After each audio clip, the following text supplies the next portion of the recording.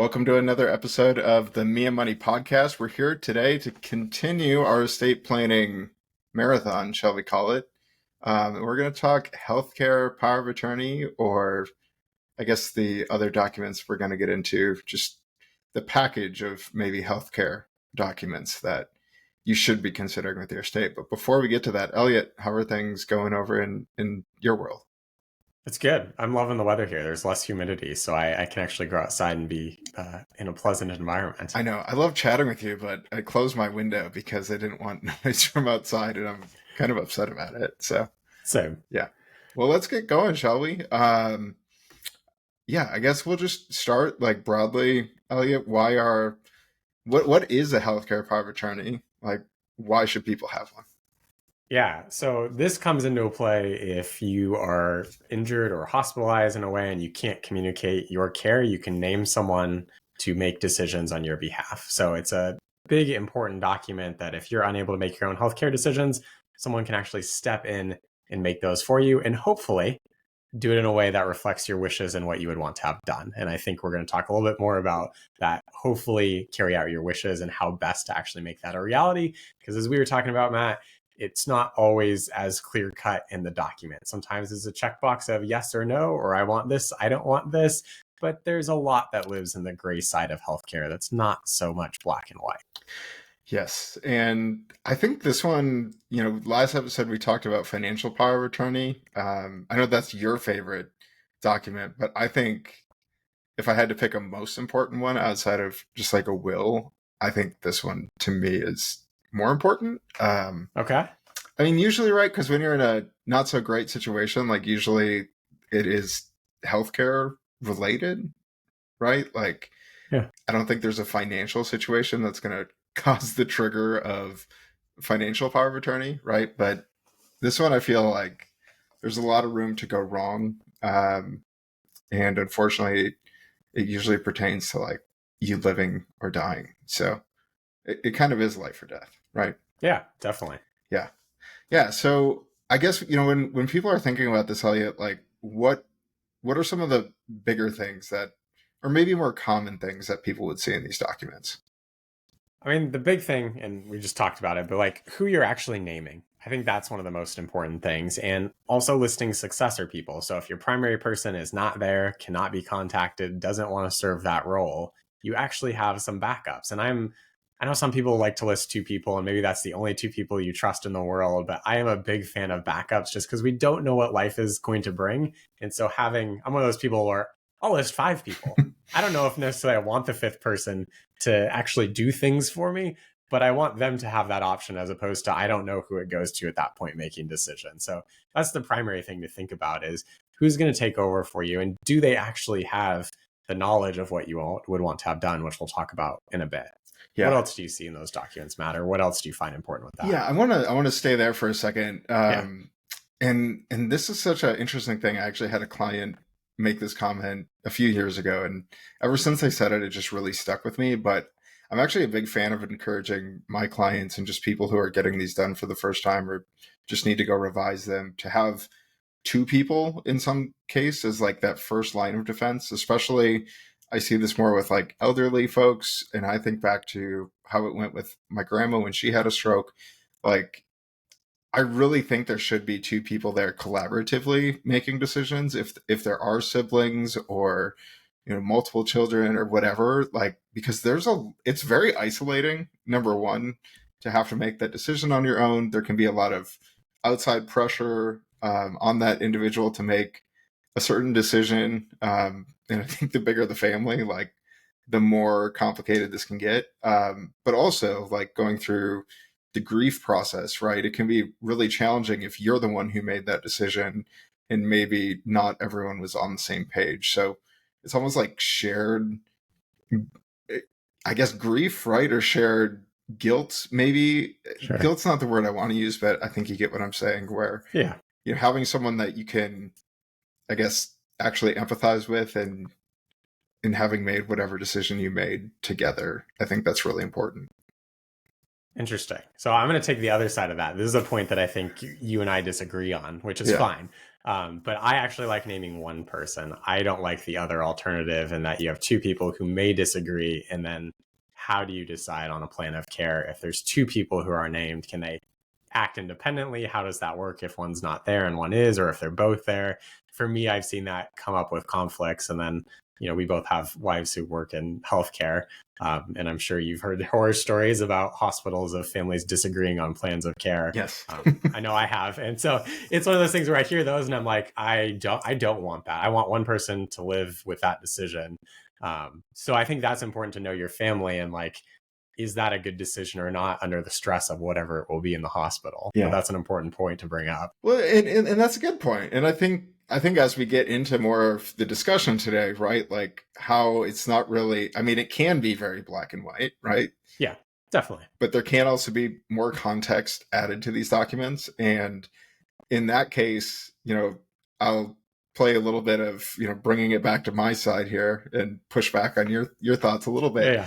But, if your true intentions are well explained and clear, not, vague and leaving a lot of room for interpretation, I don't think there should be too many areas of conflict. Like whether or not I or you, let's say theoretically we're making this decision together, Yeah. whether or not we agree, like if it's clearly spelled out and explained, like I do not want this in this scenario, then well, we need to operate by the document, right? Like it's still your wishes. But I think you make a good point. And this again, I think even depending on family dynamics, like if you know 100%. there's a lot of conflict between members of your family and those people are making decisions together, maybe they shouldn't be together, right? Like maybe you could pair to other people, or perhaps your route is the better route. But I think it just really explains, Elliott, right? Just like all the other episodes, there is no one right answer. And absolutely, 100%. You bring up a good point of actually documenting these wishes and making it known to these people, which a lot of people don't. That's where there's some confusion. There's also some times where people just decide, hey, I'm going to override my loved one's wishes and I'm going to make decisions that were contrary to what they want. And unfortunately, those are not fun stories to hear.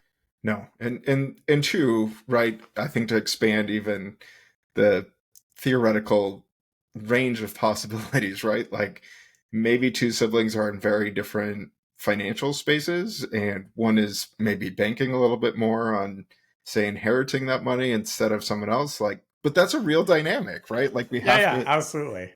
We have to think about those. And I know nobody thinks their kids or their family would do it to them, but at the end of the day, money can do some pretty wild things to people. So I don't, absolutely. That's again where I'm going to say, I think this is both a health and financial decision, right? Like, whereas I feel the financial power of attorney is more of just a financial one. Yeah. I agree. Yeah. So why don't we talk a little bit about, like, we talked about having it clearly explained, like maybe not just checking a box. When you say, some are just check boxes, what kind of boxes are listeners going to be checking, Elliott? Yeah, I think the classic one people think of is, do I want nutrition or hydration if I'm going through the dying process or not? That's a pretty common checkbox on these documents. And, I've had attorneys say, basically talk to your doctor about that. What would you want? Because sometimes it's not an intuitive answer of whether you do or you do not want it. And there's other things like maybe CPR in there and under what circumstances you'd want CPR or not. And that's another one to research, because I think it's a glamorized thing on TV of like, oh, we're just going to do CPR and they're going to come back and it'll be really easy. It's not the description of grandma's 84. We just cracked her ribs. She's going to have a really long recovery time and she may or may not make it. And it's really painful. So I think just better understanding what these decisions actually mean in a medical context are super important. And I'm privileged that I have someone at home that I can actually ask these questions to have a better understanding of that. But I think that's where it comes into speaking to your doctor, speaking to medical professionals, whoever it is, to get a better grasp on what does it actually mean when I check this box and under what circumstances does it come into play? Yeah.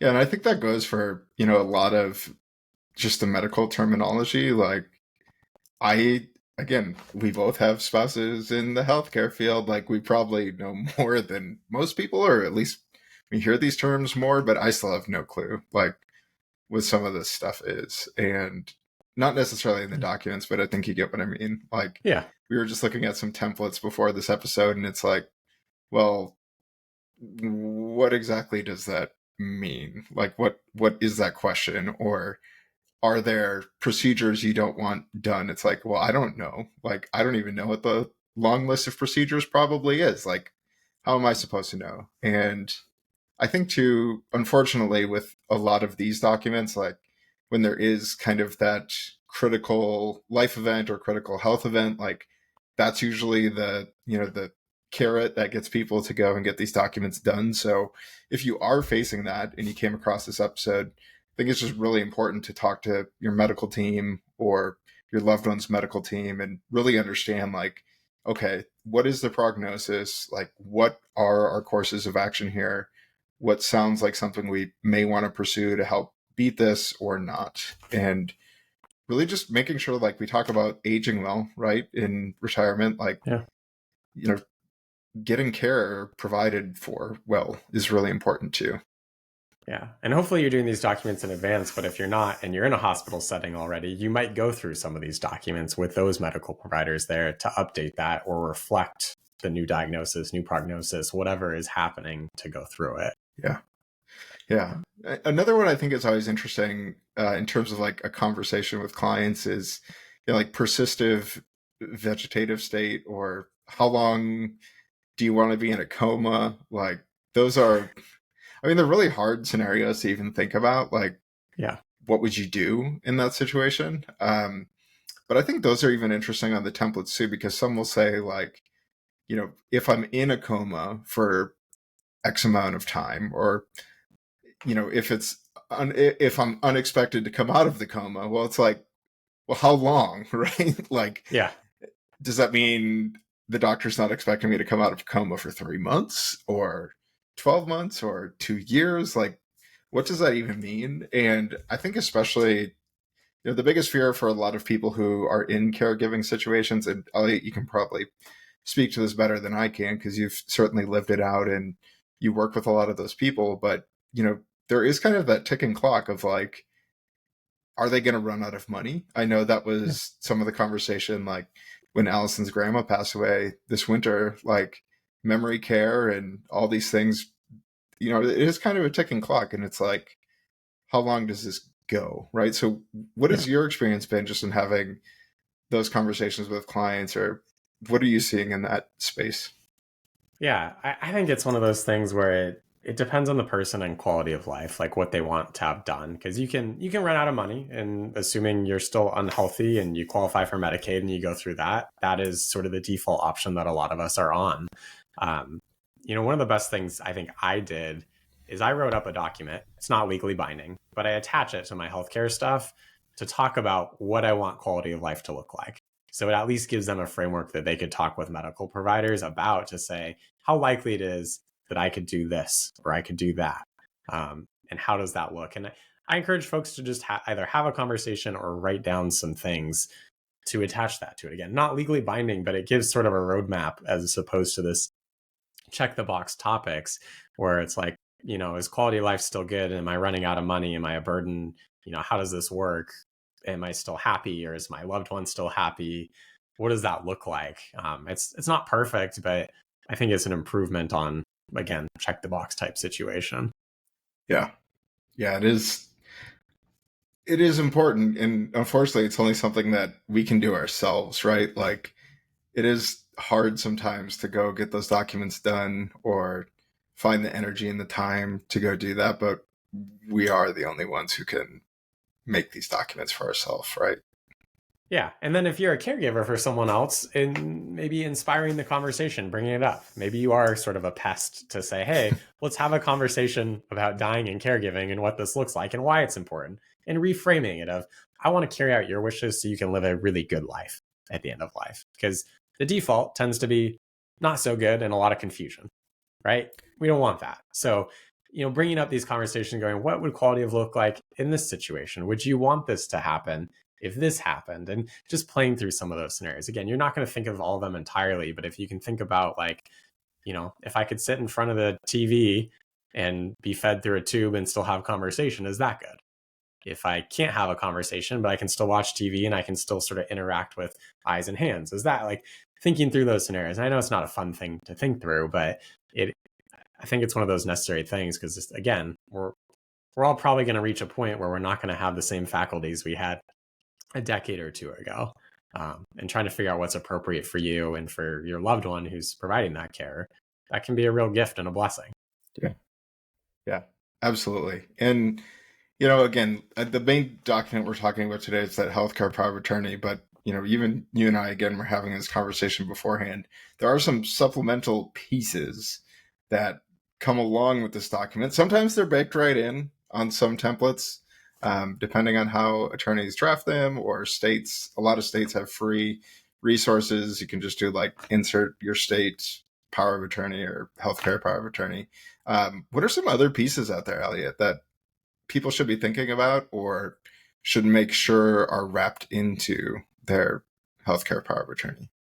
So another common one is just advanced directives overarching that. And I think within that category, maybe an attorney will correct me here, is a living will. I think it's a type of advanced directive. I get these sort of confused in what we call them and which falls under that. But basically further instructions of what you would want to have done under certain circumstances.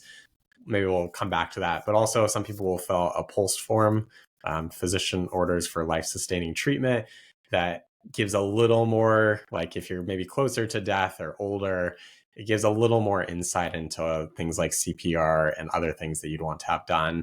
And then for people maybe closer to the end of life or just not wanting medical care anymore, maybe a DNR form or a do not resuscitate form.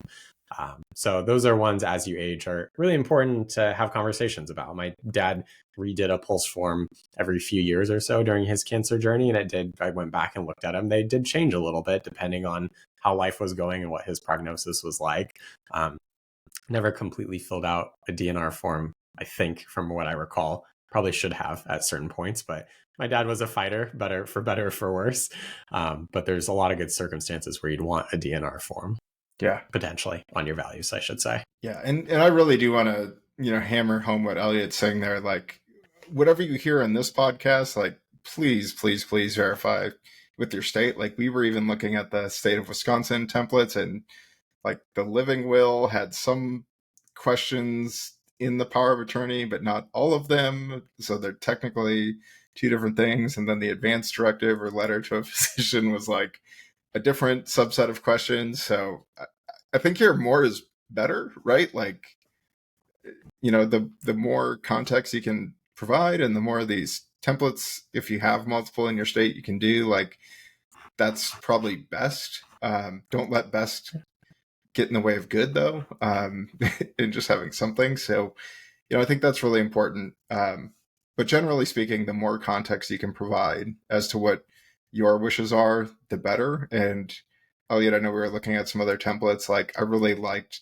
the state of Washington's, where, I want CPR no matter what, or I want CPR unless I don't have a good chance of living, or I don't know what some of the other contextual pieces were underneath there. But, those are things that you can think about. And, again, the more context you can give while you can give it is preferred versus when you're in that state where you can't, advocate for yourself anymore. And really, you just don't want people to be guessing, I guess is what I'm trying to drive at.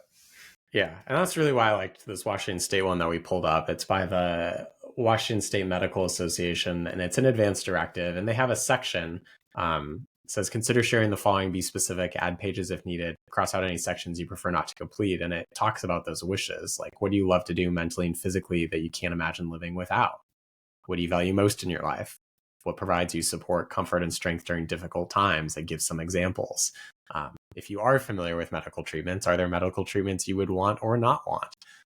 People of different faiths and different religions and different beliefs, there's certain procedures they don't want. And that would be a really important thing that if the person doesn't necessarily know that, to put inside there. Do you have any specific beliefs that you'd like to guide your medical treatment? So again, more context, I think, is better in any of these documents, whether it's directly in the document, something you attach to it, just providing some more context, as you talked about, Matt. Yeah, absolutely. Anything else you'd want to add on either of those documents?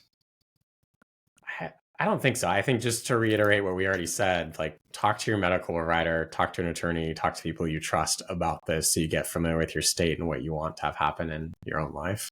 Yeah. Yeah. And the one I want to hit home here at the end, and if you have anything else you want to add to, but just a simple HIPAA release. Oh This yeah. one is a lot more complicated than I thought it was until I actually had to go do some of the stuff for my dad and help him. And again, my dad is still able to make medical decisions, but he wanted some help making medical decisions because he couldn't understand like either what the doctor was saying entirely because confusing jargon, Yeah. etc. Right? What does this lab result mean? But what I didn't realize is even though I had it in a formal document, every hospital then required me to go get his darn signature the first time, like because he was still able to make his own decisions. Right? He wasn't expressively giving me total control of everything, but every provider wanted a different form signed. So those are things where even if you think you have it, like especially now with like consolidated medical records with like MyChart or whatever other apps are out there in that space, you need to have access to that stuff. And that can be, too late sometimes if you don't get it before that person's able to grant you that authority. Yeah, that's a good reminder to check in with each of the individual facilities because they probably have paperwork that they're going to want to have done as opposed to a general HIPAA release form that an attorney might prepare or your state might have as well. Yeah, because it is a checkbox or language in most healthcare power of attorneys, but even some of those older templates, like they don't necessarily say electronic records, and that's a whole different ballgame when it comes to HIPAA release. So it's one of those things. It's probably more or less of an issue now, right? Like with everything being so digital everywhere all the time, but it still is an issue, and there are still providers out there. I'll never forget this when I lived in Texas that did not have a MyChart and they only had paper records. And it was just Yeah. like, wow, how are they functioning? But anyways, if you're in a care situation, especially if it's already like a real thing, just understanding what each person in the care chain really needs to allow you to access that information is super important. Yeah. And that's a good point to also put these on file with those medical providers. Like if you have a power of attorney for healthcare set up already, that's something that we did whenever my dad went into a new facility. I had that on hand and had it electronically. Here it is, just in case, right? It's not we need it right now, but we don't want to deal with it later when there Yep. is an emergency. Yep.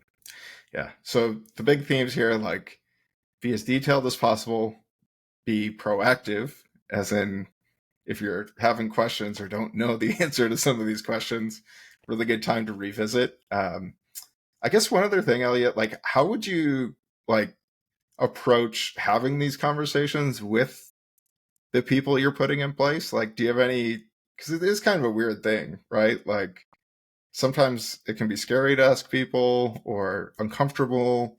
Like, do you have any tips for how to approach this with the people who are going to be in charge of your healthcare? Yeah, I have a few ideas and I'd be curious to hear yours, Matt. But there's the blunt approach, and I'm a pretty blunt person by nature. So with a lot of my family and friends, it's really like, hey, I'm doing this document. I'm either asking you to be this or I'm putting you in this position if like I already know them well. Let me know if you have any questions or I have a document that goes with that. That's an approach I often take. I realize that's not an approach for everybody in their family dynamics, in which case it's, hey, I read an article about XYZ that happened. Like maybe this person didn't have a DPOA for healthcare, and here's what happened. Or I was talking to my attorney, I'm updating my estate plan. Here's why it's important. Do you have some time to talk about that? I always like to use different examples or blame it on the financial planner. My financial planner said I should get this in place. Can we have a conversation about it? And arrange a time, whatever that is. Maybe you're doing something else while you do it. So it's not just straight ahead if that feels awkward. But that's often how I like to broach it if we're not going the blunt route. I love What do it. you think? Well, it just sparked an idea, like how, if there's like a big sporting event or something going on in town, like they give like the doctor's note, like, should we just have that? Like, I'm sorry, my financial planner is requiring that I have this conversation. I'm good with it. I don't know. That was just a funny idea I had. Um, Yeah. yeah, I think I would echo a lot of what you're saying. Like, maybe uh, I don't know. Like, I guess here in the Midwest, that's something like you'd probably do over, like, hey, like, do you want to come over for dinner? Like, that kind of thing. Like, do something to lighten the mood. I always talk about this with like budgeting conversations with some of my clients who need to focus more on the budget. Like, make it as enjoyable as possible. Like, because you are Yeah. talking about death. Like, and I know that's kind of what we have to do sometimes for our job, but it's different when someone's paying us to have those conversations and to like help them have those conversations versus like bringing in your friend or your sibling or your parents to like have an uncomfortable conversation that they've probably been avoiding themselves or don't really Yeah. want to have. So I don't know, just find a way to make it enjoyable. It doesn't have to be like this big party or anything, right? But um, Yeah. you know, I forgot. Someone recommended to me, I forget the name. It can be made into a game, but there's actually death cards. And I know that sounds morbid, but it sort of talks about like gives you A, B, and C, or maybe D options, describes the scenario, and then you get to answer how you'd answer. And it's not just like really super heavy stuff. Some of them are lighthearted and fun too. That was kind of a fun conversation to do with friends and family as well. So that can be another way to sort of introduce it and just spark more conversations around this, which are important. yeah. And I think too, like, I'm blunt just like you, but I would rather just say like, hey, like this is what I'm thinking. Like, are you Yeah. okay with that? Right? Like, or how do you feel about that? Like, get that buy-in, let them make that decision because you really don't want people who are going to be begrudgingly doing this because they're probably not going to do a great job. Yeah. All right. Any final tips on your end, Elliot? No, this has been great. I hope people have some good takeaways from this. And if you have other ideas, shoot us an email and let us know. We'd love to include that. Yeah. Or any horror stories because we're going to touch on that too in a future episode. So yeah, and then we get off of death and go on to happier pastures, right? Sounds good, Matt. All right. Good to see you, Elliot. Take care.